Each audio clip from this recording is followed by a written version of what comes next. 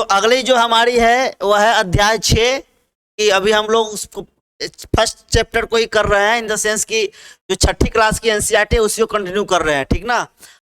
गांव का प्रशासन, ठीक है, कैसा है गांव का प्रशासन। अब गांव की प्रशासन कैसी होती है उसको देखना है। देखिए भारत में 6 लाख से अधिक गांव है, ठीक। देखिए ये एग्जैक्ट नहीं होता है, एक लमसम होता है, एक आइडिया होता है कि इतनी गांव होगी, ठीक। उनकी पानी, बिजली, सड़क आदि की जरूरतों को पूरा करना कोई आसान काम नहीं है। देखिए भारत जो है विविधताओं का देश है, ठीक ना। अब इसमें क्या है कि कहीं कहीं पहाड़, कहीं बिल्कुल रेतीला जगह है, कहीं दिन रात बारिश हो रही है, कहीं सूखा पड़ा है नहीं, कहीं बारिश ही बारिश है, कहीं बाढ़ ही बाढ़ है, कहीं ठंड एरिया है तो कहीं गर्म एरिया है नहीं। इन सारा चीजों का यहाँ पे क्या है, मिश्रण कहिए या अलग अलग कल्चरल कहिए है। इसके अलावा जमीन के दस्तावेजों का रख रखाव करना पड़ता है और आपसी विवादों को भी निपटाने की जरूरत पड़ती है।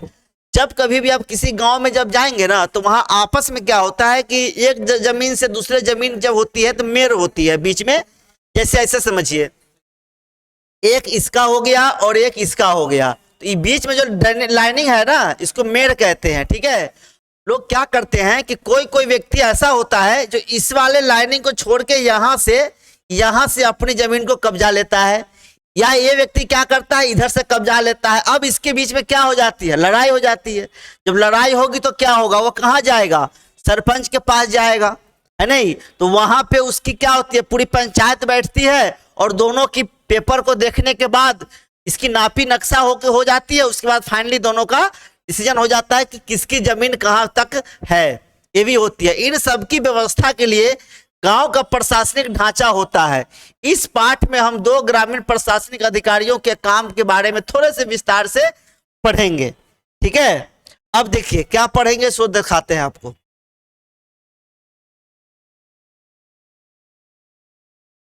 देखिए गांव में झगड़ा, मोहन एक किसान है, ठीक ना। मोहन क्या है, एक किसान व्यक्ति है, मोहन एक किसान है, ठीक ना।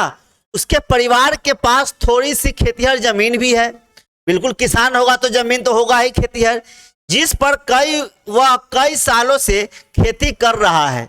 उसके खेत से लगा हुआ ही रघु का खेत है। मैंने बताया ना कि एक जमीन जो होता है दूसरे की जमीन से लगा होता है, इस टाइप से होता है, ठीक है, इस टाइप से जमीन होता है। दोनों के खेत एक छोटी सी मेड़ से अलग होती है। एक इसकी जो लाइनिंग होती है ना, ये जो लाइनिंग दिख रहा है ये आपको मेड़ कहते हैं इसको, ठीक ना। मेड़ से क्या होती है, अलग होती है। एक सुबह मोहन ने देखा कि रघु ने मेड़ को थोड़ा आगे बढ़ा लिया था। बात समझ में आ रहा है ना। ये मान लो ऐसे समझो आप कि ऐसे समझना, ये जो मेड़ है ये एक मेड़ यहाँ है, ठीक, और ये वाली मेड़ यहाँ है। अब यहाँ पे है एक तरफ मोहन का है, किसका है, मोहन का है, और एक तरफ किसका है, रघु है ना। अब यहाँ पे क्या किया, इसमें क्या कह रहा है कि एक सुबह मोहन ने देखा कि रघु ने मेड़ को थोड़ा आगे बढ़ा लिया था। रघु ये वाले जो मेड़ होना चाहिए इसको अपने तरफ थोड़ा सा बढ़ा के यहां से कर दिया। अब समझ में आ रहा है ना, बढ़ा लिया। ऐसा करके उसने मोहन की कुछ जमीन अपने खेत में मिला लिया होगा, ठीक ना। अपने खेत में क्या कर लिया, मिला लिया होगा, ठीक है। और अपने खेत का आकार बढ़ा लिया। अपने खेत के आकार को क्या कर लिया, बिल्कुल बढ़ जाएगा। जब उसकी जितना एरिया होगी, अगर अगला कोई जमीन को अपने कब्जे में लेगा तो उसकी एरिया तो बढ़ेगा ना। मोहन को बहुत गुस्सा आया, ठीक, बिल्कुल किसी को भी गुस्सा आएगा। आपके जगह उस जगह पे हम होते मुझे भी गुस्सा है कि मेरा जमीन किसी और ने कब्जा लिया है। मगर वह थोड़ा डरा हुआ भी था। रघु के परिवार के पास बहुत जमीन थी और इसके अलावा उसके ताऊ गांव के सरपंच थे। लीजिए, गांव के सरपंच जिसके पास होता है, जिसके सपोर्ट में होता है, वो थोड़ी सी दादागिरी करता भी है, ये कोई नया बात नहीं है। फिर भी मोहन ने हिम्मत जुटाई और रघु के घर पहुंच गया। दोनों के बीच कहां सुनी हुई, रघु ने तो मानने से ही इनकार कर दिया कि उसने मेड़ को आगे बढ़ाया था। थोड़ी ही देर में झगड़ा शुरू हो गया, बिल्कुल शुरू हो गया होगा, ठीक। रघु ने अपने एक मजदूर को बुला लिया। दोनों मिलकर मोहन पर चिल्ला रहे थे, ठीक। फिर उन्होंने मोहन को मारना शुरू कर दिया। बिल्कुल गांव में होता है। ठीक, जैसे आप कोई व्यक्ति ताकतवर जब होता है ना तो हमेशा अपने से कमजोर वाले व्यक्ति को दबाने की कोशिश करता है, उसकी जमीन को अपने मिलाना कोशिश करता है। जब मना करने जाओगे लड़ाई करने को तैयार हो जाएगा, मारपीट करने को उतर जाएगा, कहेगा नहीं यही मेन यही था, है नहीं, हमने कुछ किया ही नहीं है। इस तरीके से करते हैं गांव में खूब होता है ऐसा। ठीक है, अब यहाँ पे क्या हुआ देखिए, अब इसी बीच में क्या हुआ कि मोहन की पिटाई शुरू हो रही है। बीच बचाव करके उन्होंने मोहन को बचाया। मोहन को सिर पर और हाथ में बहुत चोट आई थी। एक पड़ोसी ने उसकी मरहम पट्टी की। मोहन के एक दोस्त ने जो गांव के डाकघर में काम करता था सुझाव दिया कि उन्हें स्थानीय पुलिस थाने जाकर रपट लिखवानी चाहिए। ठीक है, अब जो मोहन का एक दोस्त है जो नाग पोस्ट ऑफिस में काम करता है, उन्होंने कहा कि आप जाइए कहाँ, पुलिस के पास, थाने में, और वहां पे एक एफआईआर कराइए। मुझे रघु ने इस तरीके से, हमारा जमीन था, हमारे जमीन की मेर को उसने तोड़ दिया, अपने खेत में जमीन में मिला लिया, और मैं जब मना करने गया, बोलने गया, तो मुझे सबने मिलके मारा। इस टाइप से उन्होंने एफआईआर में करने के लिए कहा। जबकि कुछ लोग इसके खिलाफ थे। गांव में भी होते हैं कुछ लोग ऐसे होते हैं जो कहेगा नहीं नहीं सब चीज करने की जरूरत नहीं है, बैठ के हम लोग सॉल्व कर लेंगे। उनको लग रहा था कि बहुत सारा पैसा बर्बाद हो जाएगा और नतीजा कुछ नहीं निकलेगा। ठीक है, अब देखिए, कुछ लोगों ने कहा कि रघु के परिवार वाले तो पहले ही पुलिस थाने पहुंच चुके हैं। ठीक है, कुछ लोगों ने कहा कि रघु के परिवार वाले पहले ही पुलिस थाने पहुंच चुके होंगे। काफी विचार विमर्श के बाद अंततः यह तय हुआ कि जिन पड़ोसियों की आंखों के सामने यह घटना हुई थी, मोहन उनको लेकर पुलिस थाने जाएगा। क्लियर है, पुलिस थाने का क्षेत्र अब देखते हैं। थाने के रास्ते में एक पड़ोसी ने पूछा, क्यों ना हम थोड़ा और पैसा खर्च करके शहर के बड़े थाने चले। कहते हैं कुछ लोग कि भाई थाना में जाओगे, सरपंच उनके चाचा है, ये है रघु की, उसके मोहन के सेटिंग कर देगा और इसके रघु, ठीक ना, तो क्या करोगे, हम लोग थाने वहां चलते हैं, डिस्ट्रिक्ट में चलते हैं। मोहन ने समझाया कि बात पैसे की नहीं है, हम इसी थाने में अपना मामला दर्ज करवा सकते हैं क्योंकि हमारा गांव इसी के कार्य क्षेत्र में आता है। ठीक है, अब जिस कार्य क्षेत्र में आपका गांव आएगा उसी में न करवाएंगे मामला कि कहां करवा लेंगे। ठीक है, अब देखिए यहां पे क्या कह रहा है, हर पुलिस थाने का एक कार्य क्षेत्र होता है। ठीक, हर पुलिस थाने का एक एरिया फिक्स होता है। उस एरिया के बाद ये एरिया किसी और थाने में आएगा, ये किसी और थाने में आएगा, ये किसी और थाने में आएगा, ये किसी और, यानी कि एक थाने से दूसरे थाने की बाउंड्री फिक्स होती है। इस एरिया वाला थाने वाला दूसरे थाने वाले में पास में जाके एफआईआर नहीं करा सकता। ठीक, लोग उस क्षेत्र में हुई चोरी, दुर्घटना, मारपीट, झगड़े इत्यादि की रपट उसी थाने में लिखवा सकते हैं। यह वहां के थानेदार की जिम्मेदारी होती है कि वह लोगों से घटना के बारे में पूछताछ करे, जांच पड़ताल करे और अपने क्षेत्र के अंदर के मामलों पर कार्रवाई करे। ये ठीक ना, ये किसकी होती है जिम्मेदारी, थानेदार की जिम्मेदारी होती है। अब देखते हैं यहाँ क्या कह रहा है। अगर आपके घर में चोरी हो जाती है तो किस थाने में जाकर अपनी शिकायत दर्ज कराएंगी। ठीक है, जिस एरिया में आपका घर लगता है। मोहन और रघु के बीच में किस बात को लेकर इस क्वेश्चन है, क्वेश्चन करना होता है। पुलिस थाने में होने वाला काम अब पढ़ते हैं, क्या क्या काम है जो पुलिस थाने में होता है। ठीक है, देखिए, जब सब लोग पुलिस थाने पहुंचे थे तो मोहन थानेदार के पास गया और उसे पूरा मामला बताया। जब तक आप थानेदार को पूरी मामला नहीं जानकारी नहीं देंगे, थानेदार एफआईआर कैसे लिखेगा। ठीक ना, उसने यह भी बताया कि वह अपनी शिकायत लिखित रूप में देना चाहता है। थानेदार ने बड़ी बेरुखी से कहा कि उसके पास छोटी छोटी शिकायतों की जांच पड़ताल का समय नहीं है। थानेदार ने मना कर दिया। मोहन ने अपने घाव भी दिखाए लेकिन थानेदार पर कोई असर नहीं हुआ। मोहन हैरान था कि उसकी शिकायत आखिर दर्ज क्यों नहीं की जा रही है। मोहन बाहर गया और अपने पड़ोसियों को बुलाकर अंदर ले आया। ठीक, पड़ोसियों ने थानेदार को समझाया कि मोहन को उनकी आंखों के सामने पीटा गया है, अगर वे उसे न बचाते तो उसे बहुत ही गंभीर चोटें आती। उन्होंने मामला दर्ज करने पर जोर दिया। अंततः अंततः क्या हुआ, थानेदार राजी हो गया। ठीक है, थानेदार क्या हो गया, राजी हो गया और उसने मोहन को अपनी शिकायत लिखकर देने को कहा।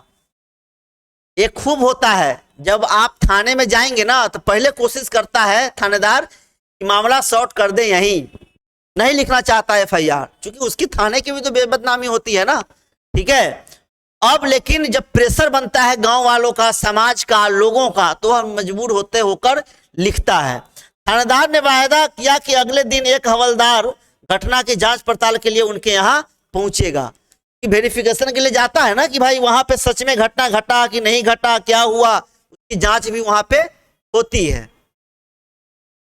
ठीक है, अब देखते हैं राजस्व विभाग का काम क्या होता है। आपने पढ़ा कि मोहन और रघु में खेत की मेड़ को लेकर जबरदस्त लड़ाई हुई, मारपीट भी हुआ, थाने तक मामला पहुंच गया। क्या ऐसा कोई तरीका नहीं था जिससे वह अपना मामला शांतिपूर्वक सुलझा लेते? क्या कोई ऐसे अभिलेख यानी रिकॉर्ड होते हैं जिनसे यह पता चल जाए कि गांव में किसके पास कौन सी जमीन है? चलिए पता करते हैं कि यह कैसे किया जाता है। बिल्कुल होता है, सीओ होता है, एक सर्किल ऑफिसर ब्लॉक लेवल पे होता है, उसको सब पता होता है, या पंचायत के सरपंच को भी थोड़ा बहुत आइडिया नहीं हो पाता है, मत कहिए, लेकिन ये कहिए कि जो सचिव होते हैं उसको होता है आइडिया, ये सब चीज ग्राम सेवक को होता है। ठीक है, देखिए अब यहाँ पे कह रहा है जमीन को नापना और उसका रिकॉर्ड रखना पटवारी का मुख्य काम होता है। किसका होता है? पटवारी का। ये पटवारी जो होते हैं ना, इनका काम होता है किसके पास कितनी जमीन है उसका ब्यौरा रखना। ठीक, अब है अलग अलग राज्यों में इसके अलग अलग नाम से जाना जाता है, कहीं पटवारी, कहीं लेखपाल, कहीं कर्मचारी, कहीं ग्रामीण अधिकारी, तो कहीं कानूनगो कहते हैं। ये सब अलग अलग जगहों पे इसका अलग अलग नाम है। हम यहां, ठीक है, अब यहीं पे कह रहा है कि हम यहां जमीन का लेखा जोखा रखने वाले कर्मचारी के लिए पटवारी शब्द का इस्तेमाल कर रहे हैं। प्रत्येक पटवारी कुछ गांवों के लिए जिम्मेदार होता है, हर गांव में एक पटवारी होता है। अगले पृष्ठ पर दिए गए नक्शे और उसके अनुसार बने खसरे यानी रजिस्टर के विवरण को देखिए। यह पटवारी द्वारा रखा गया गांव के लोगों की जमीन के रिकॉर्ड का एक हिस्सा है। आमतौर पर पटवारियों के पास खेत नापने के अलावा अलग अलग तरीके होते हैं। कई जगहों पर वह एक लंबी लोहे की जंजीर का इस्तेमाल भी करता है। ठीक है, अब देखिए उसे जरीब कहते हैं, यानी कि ऐसे समझिए कि एक जमीन यहां हो गया, एक जमीन यहां हो गया, एक जमीन यहां हो गया। ठीक है ना, इस तरीके का जमीन होता है लोगों का। अब इसको नापने के लिए जो इस्तेमाल की जाती है उसको क्या कहते हैं? जरीब। ठीक ना, क्या कहते हैं? जरीब कहते हैं। ऊपर दी गई कहानी में पटवारी मोहन और रघु के खेतों को नापकर यह देख सकता था कि वह गांव के नक्शे में से मेल खाता है कि नहीं। अगर वह नक्शे से मेल नहीं खाता है तो उसको पता चल जाता कि मेर किसका कर खेत की सीमा बदलती है, यानी कि वह मेर से पता, वह नक्शे से पता चल जाएगा कि यह जमीन का जो हिस्सा है वह किस किस के हिस्से में है। ठीक, आगे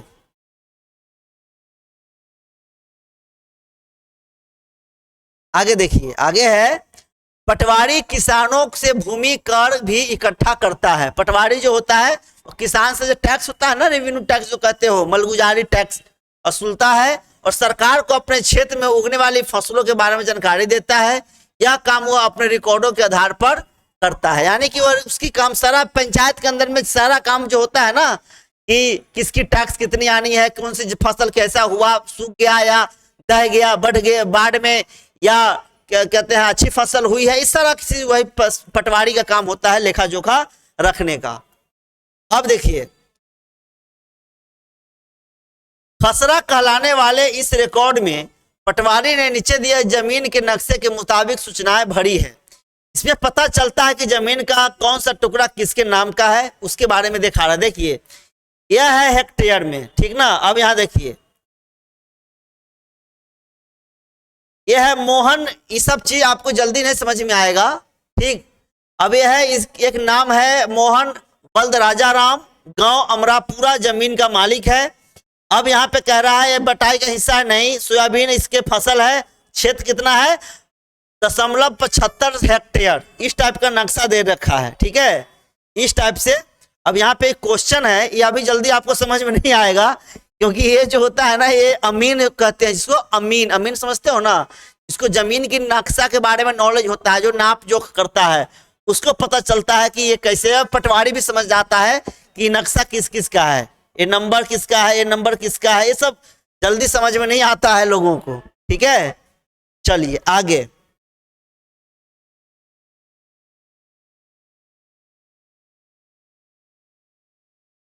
अब देखिए, किसानों को अक्सर अपने खेत के नक्शे, किसानों को अक्सर अपने खेत के नक्शे और रिकॉर्ड की जरूरत पड़ती है। हर किसान को पड़ता है अपनी जरूरत, ठीक ना। इसके लिए उनके कुछ शुल्क देना पड़ता है। जब आप नक्शा निकलवाने जाएंगे ना ब्लॉक में, तो उसको उसके लिए कुछ टैक्स देना होता है, कुछ रसीद कटानी होती है। वो रसीद सरकारी कटती है, सरकारी खजाने में जाता है वो पैसा, आप उसको कटवाएंगे और वहां से क्या मिलेगा आपको, अपने जमीन का नक्शा आपको प्रोवाइड करवा दिया जाएगा, मिल जाएगा, ठीक। हालांकि कई बार उनको ये रिकॉर्ड आसानी से नहीं मिलते, क्योंकि काफी पुराना जमीन होता है, पता नहीं 50 साल 100 साल पुराना। बहुत ऐसे लोग होते हैं जमीन का टैक्स भी नहीं भर पा रहे होते हैं। बहुत ऐसे लोग होते हैं जमीन का जो रसीद होता है रसीद भी नहीं कटवाते हैं, है नहीं। तो उस स्थिति में थोड़ी सी मुश्किल हो जाती है नक्शा को निकलवाना, ठीक, क्योंकि रिकॉर्ड जल्दी नहीं मिलते रहता है। हालांकि अब तो ऑनलाइन हो गया है, अब तो बस खाता खेसरा नंबर डालेंगे, सारा चीज डिटेल क्लियर समझ सामने आ जाएगा। लेकिन पहले ऐसा नहीं होता था, लोगों को इसको हासिल करने में कई मुश्किलों का सामना करना पड़ता है। कई राज्यों में ये सारे रिकॉर्ड कंप्यूटर में डालकर पंचायत के दफ्तर में रख दिए गए हैं, ये अब रखे गए हैं, पहले ऐसा नहीं था। पहले हार्ड कॉपी होता, ब्लॉक में जाते, लिखना होता, फिर लिख के बाद आपको निकलता है, 1 सप्ताह बाद आपको बुलाता था स्टाफ कि आइए फिर मिल जाएगा, ताकि वे आसानी से लोगों को उपलब्ध हो सके और नई सूचनाओं के अनुसार नियमित रूप से दुरुस्त होते रहे। अब देखिए, आपको क्या लगता है कि किसानों को इस रिकॉर्ड की जरूरत कब पड़ती होगी? कब पड़ती है? जब ये आपस में एक दूसरे की जमीन की विवादें जब होती है ना, तो इसकी जरूरत पड़ती है। क्योंकि विवाद होने की स्थिति में ये लगता है कि हमारी जमीन कितनी है, उनकी जमीन कितनी है, कोई मेड़ तोड़ दिया तो इसकी मेड़ उसमें मिला लिया, उसकी मेड़ इसमें मिला लिया, उस परिस्थिति में इसकी जरूरत पड़ती है। नीचे दी गई परिस्थितियों को पढ़िए, ठीक, और उन मामलों को पहचानिए जिनमें जमीन के रिकॉर्ड अनिवार्य होते हैं। देखिए क्या कह रहा है, एक किसान दूसरे किसान से जमीन खरीदना चाहता है। जब एक किसान दूसरे किसान से जमीन खरीदेगा, तो जो खरीदने वाला पार्टी है उसको यह नॉलेज तो हो कि यह जमीन कितने डिसमिल का है, क्या ये जमीन विवादित है कि नहीं, क्या यह जमीन जितना नक्शे पे है उतना है या नहीं, कम है या ज्यादा है।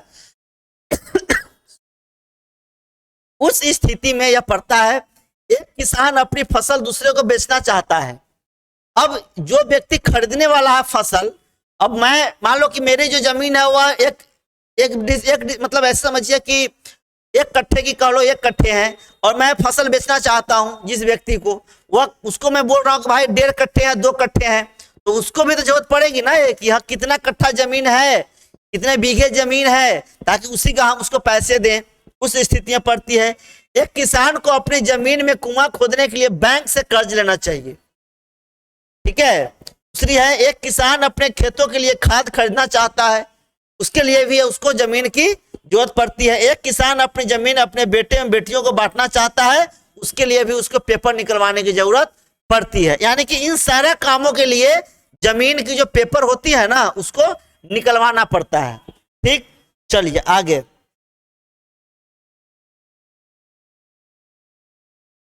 इसलिए जरूरी है कि वह उनको समय समय पर दुरुस्त करते रहे, ठीक। किसान कई बार फसल बदल देते हैं, कुछ और उगाने लगते हैं, या कोई कहीं कुआं खोद लेता है। इन सब का हिसाब रखना सरकार के राजस्व विभाग का काम होता है, ठीक है। अब यहाँ कह रहा है, विभाग के वरिष्ठ लोग इस काम का निरीक्षण करते हैं, ठीक। इसके लिए भी कौन होते हैं? इंजीनियर होते हैं, सीओ होते हैं, सर्किल ऑफिसर भी होते हैं। ब्लॉक लेवल पे, डिस्ट्रिक्ट लेवल पे, दोनों लेवल पे इसकी बहाली होती है। भारत में सभी राज्य जिलों में बटे हुए हैं, ठीक। जमीन से जुड़े मामलों की व्यवस्था के लिए इन जिलों को और भी छोटे खंडों में बांट दिया जाता है। जिले के उपखंडों के कई नामों से जाना जाता है, जैसे तहसील, ठीक, तालुका, और इत्यादि। ब्लॉक लेवल पे भी जाएंगे तो आपको सब समझ में आ जाएगा। सबसे ऊपर जिला अधिकारी होता है, उसके नीचे तहसीलदार होता है, उन्हें विभिन्न मामलों को निपटाना होता है। वे पटवारी के काम का निरीक्षण करते हैं और यह सुनिश्चित करते हैं कि रिकॉर्ड सही ढंग से रखे जाए और राजस्व इकट्ठा होता रहे। वे यह भी देखते हैं कि किसानों को अपने रिकॉर्ड की नकल आसानी से मिल जाए। वे विद्यार्थियों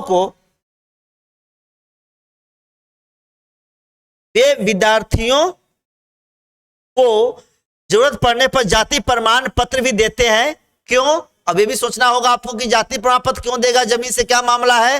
तो मामला इसलिए है कि जाति प्रमाण पत्र देने में आपको यह लिखवाना होगा उसमें, ठीक है, कि जमीन कितनी है, कि उसकी एक आइडिया दी जाती है। तहसीलदार के दफ्तर में जमीन से जुड़े विवाद के मामले सुने जाते हैं, ठीक है। अब कह रहा है एक नया कानून क्या है, हिंदू अधिनियम धारा 2005। जब हम उन किसानों के बारे में सोचते हैं कि जिनके पास जमीन है, तो आमतौर पर हमारे ध्यान में पुरुष होते हैं। महिलाओं की हैसियत खेतों के काम में एक मददगार भर ही मानी जाती है, बिल्कुल ठीक। उनके बारे में हमें जमीन के मालिक के रूप में कभी नहीं सोचा जाता।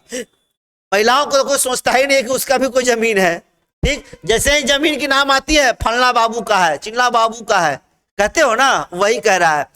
अभी तक कई राज्यों में हिंदू औरतों को परिवार की जमीन में हिस्सा नहीं मिलता था।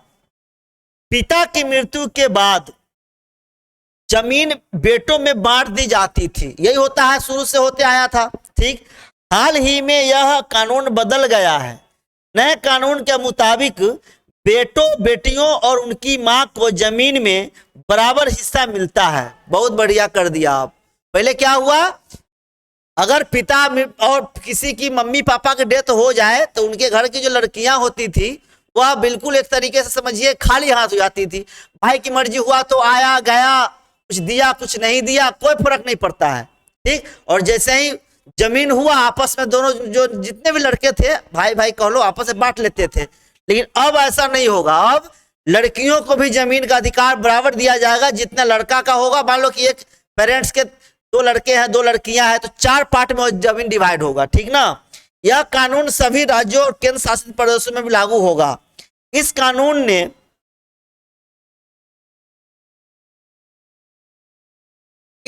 ने बड़ी संख्या में औरतों को फायदा होगा। उदाहरण के लिए सुधा एक खेतिहर परिवार की सबसे बड़ी बेटी है। वह शादीशुदा है, ठीक है, क्या है, शादीशुदा है और पास के गांव में रहती है। अपने पिता की मृत्यु के बाद सुधा अक्सर खेती के काम में मां का हाथ बटाने आती है। उसकी मां ने पटवारी से कहा कि जमीन पर अब बेटे के साथ साथ उसका और दोनों बेटियों का नाम भी रिकॉर्ड में आ जाए। देखिए मां ने क्या किया, अब बेटों के साथ साथ बेटियों का नाम भी ऐड करवाना उसमें चाहा, ठीक। अब देखिए सुधा की मां बड़े आत्मविश्वास के साथ छोटे बेटे और बेटी की मदद से खेती का काम संभालती है। सुधा भी इस निश्चिंतता में जी रही है कि जरूरत पड़ने पर वह अपने हिस्से की जमीन से काम चला सकती है, ठीक है। अब देखिए यहाँ पे क्या लिखा है, एक बिटिया की चाह। विरासत में मिला यह घर, पापा को अपनी पिता से यही घर मिलेगा, मेरे भैया को मेरे पिता से, पर मैं और मेरी माँ हमारा क्या, बता दिया गया है मुझे। पिता के घर में हिस्से की बात औरतें नहीं किया करती, लेकिन मुझे चाहिए एक घर अपना, बिल्कुल मेरा अपना, नहीं चाहिए दहेज में रेशम और सोना। इतना अच्छा लिखा है इसने, ठीक। फिर लिख रहा है, अब अन्य सार्वजनिक सेवाएं एक सर्वेक्षण में पढ़ते हैं, क्या है देखिएगा। इस पाठ में हमने सरकार के कुछ प्रशासनिक कार्यों के बारे में पढ़ा, खासकर ग्रामीण क्षेत्र के संदर्भ में। पहला कानून उदाहरण कानून व्यवस्था बनाए रखने के बारे में था और दूसरा जमीन के अभिलेखों की व्यवस्था के बारे में ये चीजें बताई गई है, ठीक है। फिर कह रहा है, पहले मामले में हमने पुलिस की भूमिका का परीक्षण किया और दूसरे में पटवारी की भूमिका का। इनके काम का विभाग के अन्य लोगों द्वारा निरीक्षण किया जाता है, जैसे पुलिस अधीक्षक या तहसीलदार। हमने यह भी देखा कि लोग कैसे इन सुविधाओं का इस्तेमाल करते हैं और उन्हें किस तरह की समस्या आती है। इन सेवाओं का उपयोग कानूनों के अनुसार होना चाहिए। आपने संभवतः सरकार के अन्य विभागों द्वारा दी जा रही सार्वजनिक सेवाओं को देखा होगा। अपने गांव या क्षेत्र के लिए दी जा रही सार्वजनिक सेवाओं की एक सूची बनाइए। ये सब आ गया, एक बनाने क्वेश्चन है। दूध उत्पादक समिति, राशन की दुकान, बैंक, पुलिस थाना, बीज और खाद के लिए कृषक समिति, डाक बंगला, आंगनबाड़ी, बालवाड़ी, सरकारी स्कूल, प्राथमिक स्वास्थ्य केंद्र, अस्पताल, इस सब के एक ड्राफ्ट बनाने के कह रहा है। 3 सार्वजनिक सेवाओं पर जानकारी इकट्ठी कीजिए और अपनी अध्यापिका के साथ चर्चा कीजिए, क्वेश्चन है, ठीक ना।